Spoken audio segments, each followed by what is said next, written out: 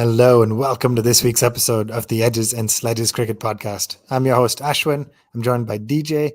For those of us who are tuning in live on YouTube, thank you for joining. If you're in India, it's the middle of the night. We're a little later than normal, but we know we have people from all over the world. DJ, how you doing? It feels like after the World Cup, we had a little bit of a lull and then it suddenly bounced back into a crazy week of cricket where I was going through. And we have a lot to talk about today. Yeah, there's been a lot of cricket. India have played two ODIs. We've had some record breaking performances. India have lost a series. Pakistan are teetering on the brink, I think. The Bazball trumped Razball in the first test in Pindi. The Australians continue on their roller coaster against the West Indies. So it's been an action packed week as usual. When isn't And it? and the one you didn't mention was our women have just won a phenomenal second T20 against Australia, who are just look like they're on a different playing field altogether. And yet the 5 game series is tied at 1-1 at the time of recording this. So we'll talk a little bit about that super over as well. Yeah. But let's start with the men's game and what's been happening in the 3 match ODI series. So obviously, Team India has come up on the losing side, right? We know India lost 2-1 in the ODI series, lost the first two, a nice little bonus consolation win in the third match with lots to talk about, which we will. DJ, I read a stat that said this is the first time in, gosh, I'm going to get it wrong, but I think 25 ish years that we've lost 3 bilateral series in a single calendar year. 1997 may have been the last time. So we joke on this podcast about while we haven't got an ICC trophy, we are the Paytm kings, and that doesn't maybe that's not true anymore either. So before I get into the specifics of the second ODI, which was also fascinating in its own way, like I just what's the overall thought, right? A 3 match series against Bangladesh, you don't have to win all of them, but you would have expected to win this one, right? And falling short yet again. What's the overall assessment? Yeah, disappointing, right? I mean, you'd expect India to put up a little bit of a better show. They are one of the ODI superpowers. I mean, like they were semi-finalist in the 2019 World Cup, which was 4 years ago, 3 years ago now. Um, but Bangladesh are a force to be reckoned with at home. But the last time we played them, Mustafizur, I think it was 7 years ago, Mustafizur made his debut. It was when MS Dhoni crashed into him and elbowed him and got a bit of a reprimand from the match referee and stuff. And we lost that series as well. So just assuming that we're going to turn up in Bangladesh with I'd say 75% strength squad and expect to steamroll them, I think that was an optimistic estimate by the Indian team and Indian fans. So disappointing. Well played to Bangladesh. I mean, both the games they won, they came from behind. We'll talk about the second ODI. I mean, of course, the first one they put on a 50 plus run partnership, and we termed it a shock. But maybe it wasn't so much of a shock. Went from 69 for six. They then went Yeah. on and won that game as well. Yeah. So let's talk that. You brought up 69 for six, right? Siraj, Sundar, and Chahar to an extent bowled outstanding early on. And I guess and Umran Malik also, by the way, came in, looked fiery, looked really good. So Bangladesh is teetering at 69 for six in the second ODI and a 3 ODI series. And you're thinking, okay, good, India will probably win this one. And then the third ODI becomes a decider. And this guy who stole the first ODI from us yet again showed up. And I'm talking about Mehdi Hassan Miraz, who made a absolutely like blistering century, man, notched up 100. Full credit to his partner Mahmudullah, who made 77, got them to 271. Uh, we talk a lot about cricket being a momentum sport, and even though 271 potentially is chaseable most days for Team India, the momentum after 69 for six, and I think there was 69 for six in like 19, 18, 19 over. So in like, not even half the innings is up and you're ready to send them home. And they make 271. And India obviously fell short. Kohli opened this time, right? Because Rohit wasn't playing. Yeah, Rohit Kohli had and hurt Dhawan his opened. thumb, so he was And off the field. both those guys, both Shikhar and Kohli failed. Shreyas, I think, is now the India's leading ODI run scorer by almost a factor of 2x, if I'm not mistaken, in 2022. Just came back, made a 100 ball 80, 82. He was at the end of it. Akshar Patel put up some fight. And then let's talk about Rohit, who came in, right? And talk to me about that innings a little, right? Rohit obviously decided he wasn't going to bat or would like to not bat because of the injury. He came on injured. Chahar was also injured. And for quite a while, you had this Rohit Sharma Deepak Chahar partnership where it looked like maybe they'll take us over the line. And then there's a little bit of the Indian fans and us who are like, yeah, but we don't deserve to win this one. Better if we don't. But there's also the, gosh, if Rohit can pull it out. And sorry, so he ends up 51 of 28, just falls short, not able to pull it off in that final over. But yeah, is that a hero's innings, or is it too little too late from Rohit right now?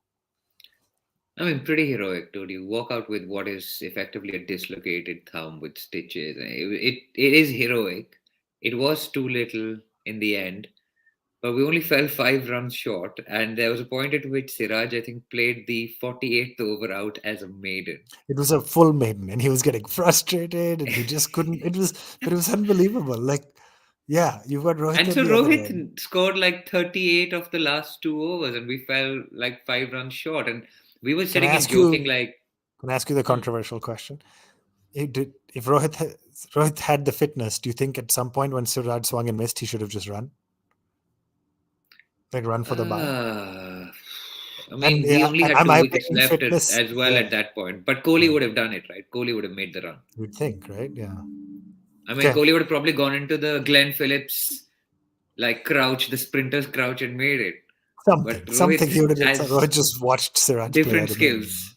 Anyway, sure. Keep going. No, You but were it was a saying. brilliant innings, right? It was a brave innings, and we have to give Rohit credit for that. I mean, you can't. He was an injured player. Batting with a broken thumb is not. We've seen the Graham Smith bravery coming out of face like Mitchell Johnson to try and save a Test match for South Africa. It was brave, and Rohit is sat out of the third game, and he. I mean, we all say that they're not committed, or they're all Mumbai Indians, they blah blah whatever. But to come out with that kind of injury and play that kind of innings, it just underlines the special talent Rohit Sharma is, and we sometimes lose that in the whole circus of Indian cricket. And I mean, he'd be disappointed not to make it across. He almost went one better than Kohli. We remember the Kohli 28 of 8, but Rohit nearly pulled off even more. Like he needed 44 of 2 overs or something like that, and he almost did it. Yeah, And it was some we fell stand and short, deliver. and yeah, and he had no choice. He just swung and he hit it beautifully, man. It was lovely batting, but Yeah. there So was no so choice left by that point. yeah, agreed. I mean, good swinging, but definitely like too little, too late. Wasn't able to do it. I think he walked in at what was it, 213 ish for or 207 for seven. I think he came in at. So just yeah, you are adding something. Yeah, I was just going to say, interestingly, Washi walked into bat at 4 there. So Hmm. in this little phase over here, you've seen this little phase over here. The guy who's been the highlight for me in this tiny little phase of cricket, which is a lot of people haven't watched because they're a bit fatigued, has been Washington Sundar. Both his bowling and his batting. His fielding not so much because there was one point at which he didn't go for a catch, which could have ended the game. But his batting and bowling have been revelations, and it was nice to see India send that left-hander up at 4 to try and give him some time in the middle.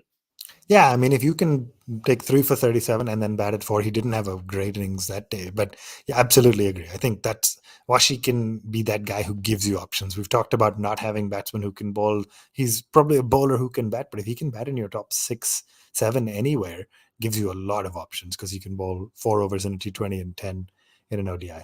So yeah, I mean, a disappointing one. Of course, Mehdi Hassan Miraz also picked up 2 wickets, which we have to mention. So single-handedly sort of won the first two ODIs. And while it was disappointing, I think good to see some Rohit heroics. A lot of folks are frustrated, but I like that you said we also have to give credit where it's due. And then let's talk about the third ODI. So the series is done. Let me ask you. It was interesting because we played nine. I think we played nine of the same guys, and we only made two changes, both forced because of injury, right? Rohit Sharma was left out, obviously, because of the injury we just talked, and Ishan Kishan came in. And then Deepak Chahar missed out because of a back injury, and Kuldeep Yadav came in for it. So we're getting some comments live for those of you on YouTube. Tropical Eskimo says, if we're experimenting for the ODI World Cup and losing bilaterals, then it's fine.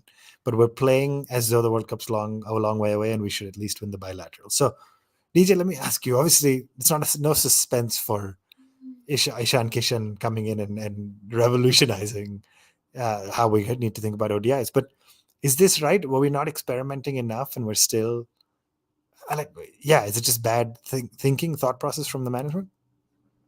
Yeah, we spoke last week, right? We have the same top three for the last decade. And what is the definition of madness? Is doing the same thing over and over again and expecting different results. But I mean, that said, right? We were talking last week also about how Shikhar Dhawan is under pressure. He's not had a great series. And with Ishan Kishan coming out and showing the I word, intent. I mean, that was intent, talent, content, all rolled into one. It was brilliant.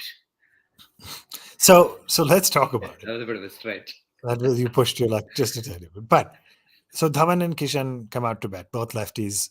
Interestingly, I'm not sure they'll have the right. They'll play together a lot, but probably fighting for that same spot. Dhawan gets out early, 3 off of 8. Guess which bowler got him out? Mehdi Hassan Miraz. If you're waiting in suspense, he just had that kind of a series. He just has to show up, take wickets, score Just has to show hundreds, up score this series, runs. and then from 15 to 1 in 4 overs, Team India had got to 305 for 2 in 35.5 overs. It was one of the most scintillating partnerships I have seen. Ishan Kishan and Virat Kohli. Ishan Kishan to date does not have an ODI century. He has an ODI double century, and that's it. Nothing between 100 and 199. He The made 200. fastest ODI double century as well, breaking Chris Gale's record. That's interesting. And he's the fourth Indian batsman. Rohit, So Sehwag, Sachin, Sachin, and then, Viru, yeah, Rohit Rohit Viru, Rohit Viru, Sachin, and and Kishan. Kishan. Yeah. So fourth Indian batsman to make it 200. It's just unbelievable. There's so much to talk about. He was just hitting the ball so big. I mean, so a few things to ask that we'll come back to. First, let's start with: is it the approach, the attitude, the mindset that we need in limited overs cricket? Was it arguably too aggressive, too baseball esque or whatever for 50 overs? Like, but you sit there watching this and saying, how why is this guy not a mainstay? But obviously he's been given opportunities and come and gone. But how great was the knock, and what does it say about mentality and mindset? So it's a great knock, right? It's a great knock. It's 210 runs. It's massive, um, and it's But played in a interestingly, fashion by the where way, outscoring the entire Bangladesh team, which is worth saying something. true, They made true as well. 182 Uh, eventually. But sorry, keep going. But it's played in a fashion where it's exciting, it's exhilarating, and I'm going to. But when it comes off, it's spectacular. You're like, oh my god, this guy is amazing. Like, it's how is he not in the team in every game and all of this stuff? But when it doesn't come off, like there was a point where he could have been caught Mhm. and he escaped, and I think it was like 60 odd at that point.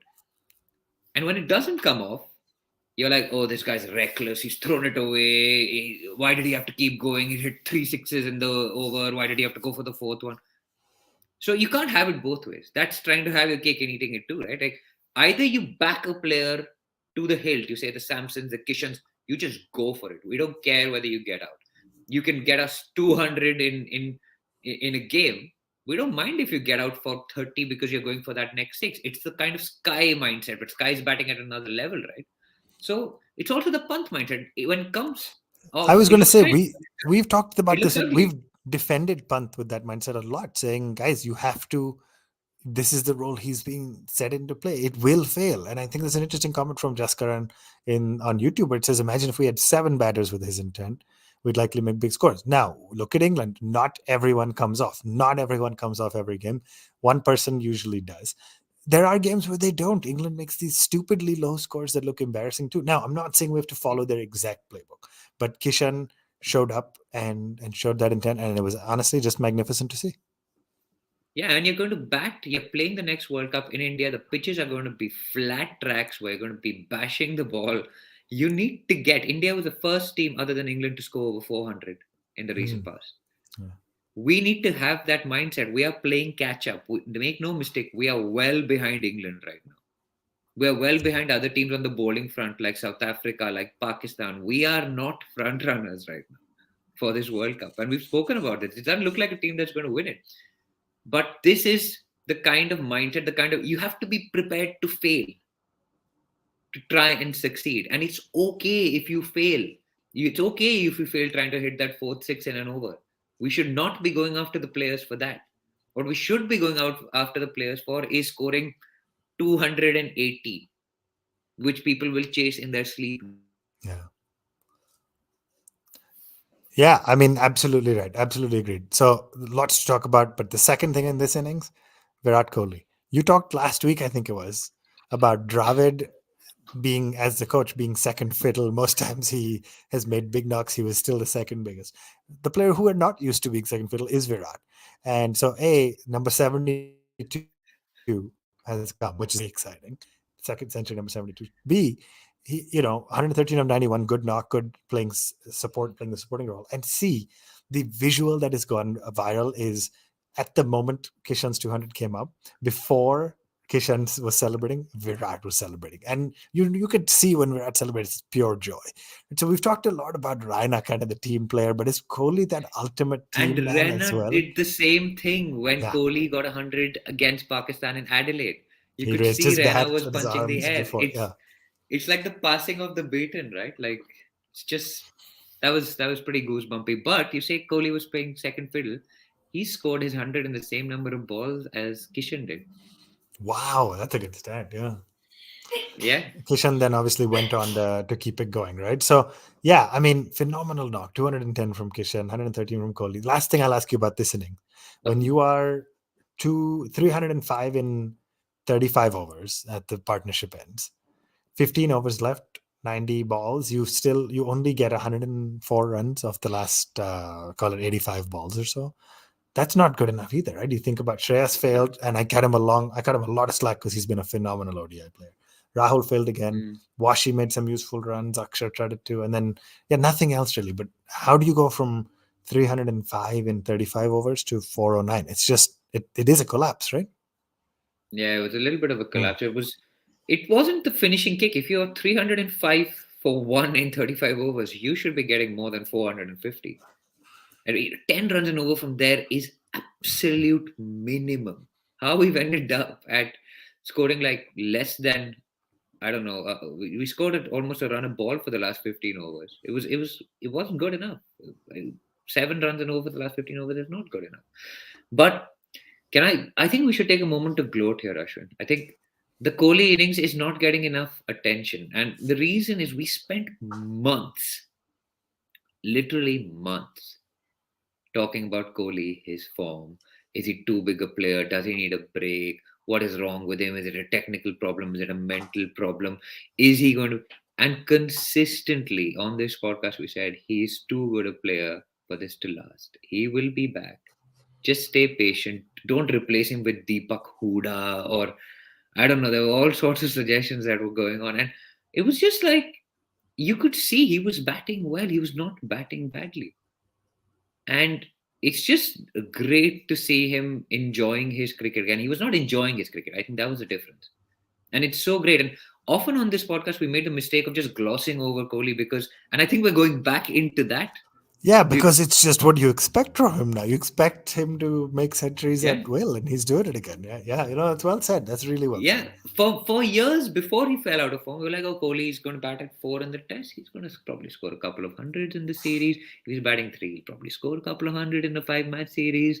Yeah, whatever. Par for the course. Question: is he back on course to equal or break Sachin Tendulkar's 100 international centuries record? It's 72 now, so 100 28 to go. hundreds, man. I sure hope so. I really, really do hope so, man. I think we gotta. 28 to go is another what? He needs to play another 7 years and score 400 in those 7 years. I don't He'll think be he's gonna 40. put. Sachin retired at 40. No, he's 34 already. Didn't he say 34 just now? Okay, He's so he anyway. scores 500s a year. Fine, Yeah, five. he'll So be I, done.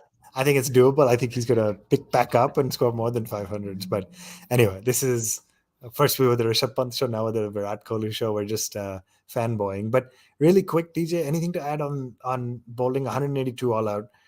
How are you feeling about Umran Malik? Right, I didn't get to watch live as much. I've watched the highlights. Picked up another couple of wickets. Shardul picked up 3, but some of them were kind of tail enders.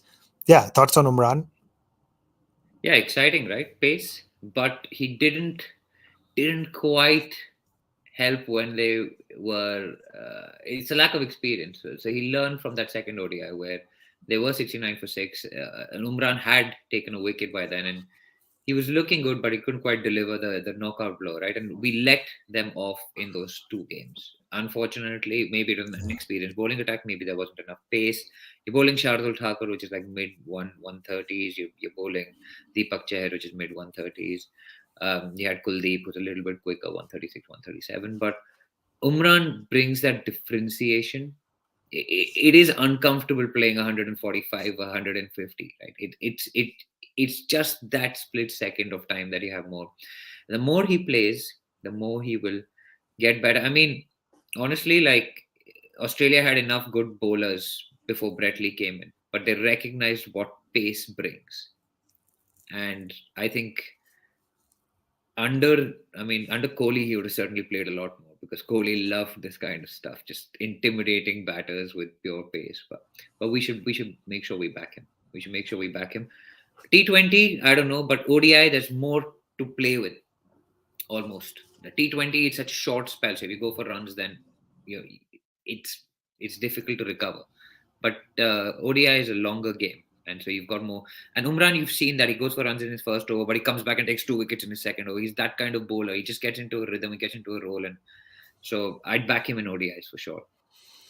Yeah, well said. I mean, ultimately a phenomenal third ODI with the bat. Lots of lessons still to take from the mini collapse. But yeah, nice to see India get one on the board. Congratulations to Team Bangladesh. And uh, yeah, it was frustrating kind of series. Lots of work ahead of us, I think, with ODIs. Lots of great comments coming in. We're not able to take them all, but we're going to take a quick break here, and we will come back and talk a little bit about the Test series and the India Australia Women's Series. So don't go anywhere. Welcome back to the Edges and Sledges Cricket Podcast. If you're just joining us, we've just wrapped up the ODI series. I don't know why I say that. It's not like a news cable channel where people join us. They can just go back and listen to the beginning whenever they want, right? So, but It's on record forever. that's it. That's it. DJ, let's talk a little bit about the test match series coming up. There are two tests coming. I'm a little more excited about this. The time zones are better. I'm going to be traveling back to India, so I'll be able to watch most of them in that time zone. So that'll be great. Let's talk about the squad as a whole and kind of what you're expecting from the test series. So let's start with the two new additions to the squad that have happened in the last 48 hours. Number one, big friend of the show, player we're big fans of. And of course, I'm talking about Jaydev Unadkat. I know you were very excited about it, right? Probably one of the most successful domestic red ball bowlers in the last couple of years, or last few years at least, has obviously had his ups and downs with the IPL and his stints playing for the country before. Are you just excited? Are you just chuffed for a great guy, great record? Good to see him do well and get his opportunity. Yeah, and when was the last time we had a left arm pacer? I Yeah, mean, he had Unadkat, and we won at Gabba, so maybe it's time to bring back Jaydev. I mean, he's worked so hard, right? He's been the top wicket taker on like unforgiving domestic pitches. He plays for Saurashtra, and I mean, like Jadeja scored 300 on that track, I think. So yeah. No, it's three you're triple right. hundreds, not Yeah. 300s. Like he scored three triple Triples. hundreds on Yeah, that track. And yeah, so all that pounding the pavement that he's done, he just captained them to the Vijay Hazare Trophy win. He's captained them to a Ranji Trophy win. It's just great to see like domestic performance being rewarded with a red ball call up. And when he was on our show, he talked about his red ball aspiration. He said he was given a call up in 2010. He was new. He played a test match in South Africa. Didn't have such a great time. He was what, a 21, maybe an 18-year-old at that time. He was very, very young when he made his test debut. And so he's now, I think, going to, if he does play, will break the record for the longest wait between test matches. For who was the longest wait between test matches before this? Oh If man, Unadkat plays for India or in general? for for India. Oh, and no, sorry. I think it's for India. I think it's for India. I don't know. In general, there must be some like English or Australian players, but for I, India, it's a. I have no You know idea. the answer to this. I don't have a good guess. Think of a guy who made a debut very young, and then came back when he was much older. DK? No, DK No, didn't hasn't DK. played It's as not for DK, but Australia. you're on the right track. Yeah, it is a wicketkeeper. It's not MS. Oh, MS Who? is obviously not. MS played That's what like throughout. he didn't. Yeah, who? I have no idea. Mongia? Parthiv Parthiv. Oh man, that wasn't even in my Patel, consideration. So that's a 8 good. years. That's a good trivia question. Okay. All right. Yeah. Yeah, It's a good trivia. it is. But Okay. yeah, I mean, it's great. But it's I think I don't know whether he'll play or not. But it's nice to see. There are so many ways into this Indian cricket team now, right? You can play the IPL and you can make the test team. You can play well in ODIs, you can make the test team. You can play well in, I don't know, India A, or you can play well in under 19 and you can make the India team. It's nice to see the traditional method being given a lot of weightage here, which is hard yards in domestic cricket, wickets, performances. And there was, I mean, he's 31 and he's got cricket left in him clearly. And he's got the desire and he's got the work, and it's great to see it. I Yeah, must say. congratulations to Jaidev Unadkat. Very exciting to see. And then DJ, let's chat. The other edition was Abhimanyu Ishwaran. So really interesting to see. Mm. Captain of Bengal, Captain India A recently, and I read in a preview just more recently that apparently he has also played. Obviously, he plays in Bengal, but has played in the Dhaka Premier League, which was played in similar conditions, similar ground. So he's obviously more familiar with the conditions too. So I don't know. I don't know how likely it is that he'll get a game, but obviously good recognition for his his domestic results as well. Let's talk a little bit about who you think will actually get a game. So since we're talking about bowlers with a nut cut first, right? There are four quicks in the squad. Umesh, Siraj, Sani, Shardul, and Unadkat. And then Kuldeep and Ashwin and Akshar are the spinners. Who do you think gets a game from a bowler standpoint? So it's Siraj, I think. There's it. How many quicks do you want to play? I don't know. I haven't read enough about the pitches and stuff yet. I'm assuming, let's assume Three three quicks. Okay. quicks, and So then one out of spinner at those, eight, and then I'd Akshar at play seven, probably. Yeah. Umesh. I'd play Umesh, Yeah. and I'd play Siraj. And for me, the third seamer would be Unatka because it's just variety. It's left arm, right? Yeah. Um, I mean, the alternative obviously is you pick three spinners, and you get to play Akshar, Ashwin, and Kuldeep, and then you have just the two quicks. well, But it also depends if they give you a spinning track, then you'll just play Shardul and he'll bowl like 3 overs in one yeah, game in one innings at the start with the new ball, and then he'll just stand in the field and he'll come to bat and do Shardulkar things. So I Shardul. think it actually just depends on the pitch. If it's a decent pitch, I assume it's a decent pitch, right? It's a normal pitch which will take a little bit of movement on day one from the seamers, and then it'll break up on day three and four, five, whatever. Hmm. Then I'd say three seamers, and you play Ashwin. I mean, obviously, Ravichandran is Yeah. is a class act, over 400 Test wickets, and Akshay, and that's your bowling attack. Yeah, I think Akshar's been very, very effective in the subcontinent and can bat at Uh, seven comfortably. So yeah. What I fear is what we will probably try and fit Shardulkar in for his batting, and we'll drop one of. I think Siraj is a sure shot. I think we'll drop one of Umesh or Unadkat and fit in Siraj. Shardul instead because he can bat, and that's Yeah, interesting. Getting a lot of comments on the pitch. Karthik asks, Bangladesh usually does spin friendly, but with India coming, would they play to their strengths, or they prepare surfaces to negate India's strengths? And I think it could go either way. I think what is interesting, Karthik, is the assumption back there around what India's strength is. Right? I think historically India's strength has been spin, which obviously is Bangladesh's strength right now. but not Today, batting against spin. We haven't been great batting against spin of late. The Kohli dismissals come to mind where he's I like shocked that the ball guess, is but gone and stuff.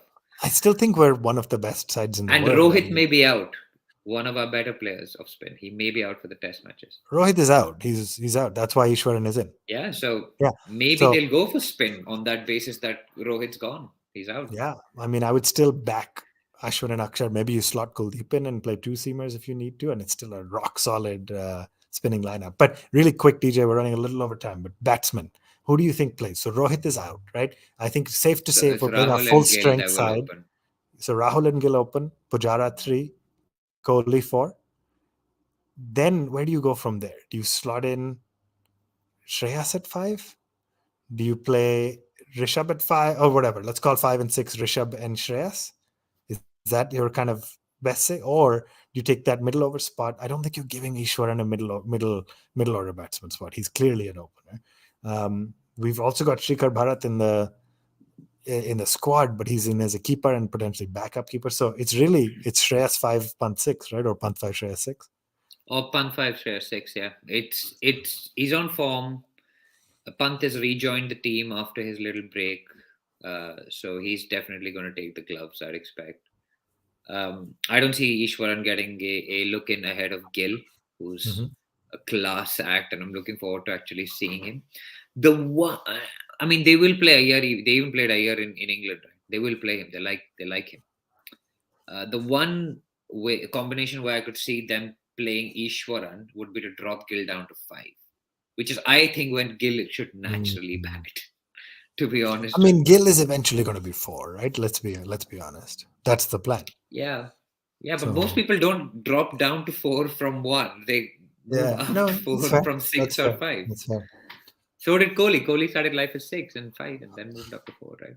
Anyway, before we just wrap, good comments coming in all through. But Rishi says, fingers crossed, Shreyas does well because he's our best spin batter, and that is a good Yeah. point, right? I think if their spin friendly pitches, Shreyas definitely gets a look, and definitely may get pushed up the order to 5 instead of playing at 6 as well because he's such an impactful batter of spin. But we're also okay with Pujara against spin because Pujara is a good Mm. player of spin, and Pujara Pujara is has made his excellent. way back into this team I mean, off the in the back of his subcontinent, county cricket. in yeah, in the subcontinent, no question, he makes it against 2 match series against Bangladesh. He makes it, and I think we have a long home season ahead, and I think he probably walks into the side. But DJ, enough about men's cricket. Before we wrap up today's episode, we have to talk just really quickly about the women's game. It has been it has been a scintillating kind of series, right? I think all the data said for the entire calendar year of 2022, and honestly for the last few years or so, Australia has been such a dominant force in women's cricket. In India, Australia playing a 5 T20 series, Australia just come out and absolutely smoke the first T20. Just absolutely again, look like they're playing at a different level. Only the top 3 batters got to bat. And I say that for a reason, and we'll come back to it. Second T20, they come out and bat first. Again, only the top 3 batters get to bat. They make 187 for 1. Alyssa Healy making 25 of 15 and Pershing, but then Beth Mooney 82 of 54, Talia McGrath 70 of 51. Just no real standout bowler for the Indians. Like everybody gets taken to the cleaners. 187. You think this is going to be a tall ask anyway. And lo and behold, Smriti Mandhana, one of just plays one of the best innings I've seen in a long time. Makes 79 off 49 balls, but obviously not enough to do it alone. Shafali Verma looked pretty good. Harman makes some runs. Richa Ghosh at the end plays a blinder. She hits 3 sixes to get 26 off of 13 balls. And the match, thanks to a last ball boundary, last ball, 5 runs needed to win. Devika Vaidya hits a boundary, gets 4, and the match goes to a super over. Really quickly, DJ, super overs are always phenomenal, and it's just fascinating to think we didn't even have them recently. But who did Team India send out? Smriti Mandhana, who made that 79, and Richa Ghosh, who made that 26 off of 13. And Smriti hits Richa hits a 6 first, then Smriti goes 4, 6, 3, and they end up with 20 runs, 21 to win. Renuka Thakur or Renuka Singh Thakur gets the ball, and Alyssa Healy hits a boundary on the first ball. And that's where you start thinking where strategy comes in. They get a single off the second ball, almost got 2. Alyssa Healy came out with Ashley Gardner. Gardner has not faced a ball this series yet. So on paper, the biggest hitter Australia has, no question. But you have 2 other batters who Yeah. have batted Beth the whole Mooney's series. just scored like 82 not out. What is the strategy there? Are you in the dressing room saying you go with moment? Like Richa and Smithy were the 2 batters who had the best first innings. Ash Gardner is a phenomenal talent on paper, but hasn't batted yet. So, what was that the misstep by Australia? You think? I mean, look, they probably, it's a little bit like knowing your penalty takers, right? And I say that as England have gone out of the World Cup yesterday with Oof, Harry Kane too soon, missing man. missing the big one. Um, they know who their big hitters are. There's probably like they would back Ashley to do it in most cases, and often they just come out cold and they do it. I don't think it was relevant whether she'd batted in the first 2 games or not. These girls play so much cricket. They're so good at what they do, and Honestly, this was Australia's first loss in It 2022. was, right? I thought it was they were undefeated this year. Jeez. In December. Stunning. What is it? Stunning. The The 11th of it's the December. 11th of December, and it's Absolutely your stunning. first T20 loss in a Just a year. stunning. Yeah. Incredible. But I So, mean, I don't know if it's a misstep. They probably backed Ashley to do the job. She didn't, and it's yeah, okay. It happens it sometimes. happens. I mean, there's three more matches to go, It's but just magnified in that kind of penalty shootout eliminator type of scenario, right? Where you can allocate blame precisely as to yeah. who did what. Renuka held her nerve, ended up getting obviously the victory. Fantastic 1-1 series tie. DJ, we're running out of time. So I'm going to table the discussion on England Pakistan because at the time of recording this, Pakistan actually have a shot, right? It's going into the fourth day. Pakistan need a couple, like less than 200 runs and have 5 wickets left. So it's going to be exciting. So we're not going to talk that really quick. Because before we wrap up, because you mentioned penalty kicks and it's FIFA World Cup season, I'm going to read some great answers we got to a tweet we put out, which I thought was very entertaining, which said, hey, when Brazil lost, they were saving arguably their hero, their best penalty kick taker, Neymar, for the fifth kick. And at the end of the fourth, because their fourth kick missed, they lost the match. And so Neymar was sitting there unused. And we asked some of our listeners, what does that mean in cricketing terms? And we got some great answers. So I'm just going to run through some of the highlights, and I think you'll appreciate them. The first is MS batting at number 7 in the World Cup final. So this is one you and I have talked a lot about. So Is you admit he's your best player with Kohli, Rohit, and Shikhar in the team. no Nice. comment, no comment. The most popular answer was probably Bumrah kept for the 20th over, but Shardulkar giving away 26 runs in the 19th. That's pretty good. Or Bhuvi coming Or in the Bhuvi. 19th. Sure. Um, Mumbai Indians holding back Pollard and sending others, but by the time Pollard walks in, it's mathematically impossible. The one answer from Paul Dennett that was cruel and funny was how the Aussie selectors plan to treat the career of Tim David. And I said, "Oh, this is interesting. Okay, they're holding him back, not using him, etc." An interesting answer was night watchman, right? Keep your best batsman for later, and night watchman come in. I don't know if I totally get that parallel. Yeah, Lots but the more. game's over by the time, right? Like it. There was, I Mhm. think, there was one which said that having KL, Rohit, and Kohli as your top three, while Sky sits waiting to bat in a T20 game. Yeah, there's a couple of those. Sky being delayed in a T20 because of 3 anchors. Um, yeah, I opening your batting with KL in an important match. So anyway, very entertaining. Thanks to all of you who wrote in. It's always fun to What is a engage. prediction for this series, by the way, India Bangladesh, which is a key series for the WTC hopes? Yeah, I I don't think either will be a draw, just given the risk of crumbling pitches, etc. So I think we'll get 2 results. I'm going to back India to do it 2-0. I think as well as Two Bangladesh showed up zero. in the ODIs, I think India is the superior test match side. What about you? Too easy. No dramas. 2-0. I'll go for it as well, man. Why not? Nice, Double love it, down. love it. I can't wait for Um, the test. It's starting on Wednesday, so next week we'll have a result for the first one. It's going to be great. We We'll might be have it sooner talking if Akshar has test his way. We cricket might be again. done in 2 days or something. So, anyway, DJ, that's it. Thanks for joining. Thanks to everybody who tuned in live on YouTube, especially if you did so from India. It's the middle of the night there, but of course, many of you tuned in from all over the globe. So thanks everybody. We're at One Tip One Hand, Twitter, Facebook, Instagram, all of the above. Like and subscribe if you're watching this on YouTube. Like and subscribe. It helps us grow. We'll be back next week. I realize now with the result of the test match and I think the result of the FIFA World Cup, if my calendars are not messed up. We have 2 semifinals in the final, so it's going to be another big week in the world of sport. Thanks for tuning in. This has been the Edison Sledges Cricket Podcast, and we will see you next week.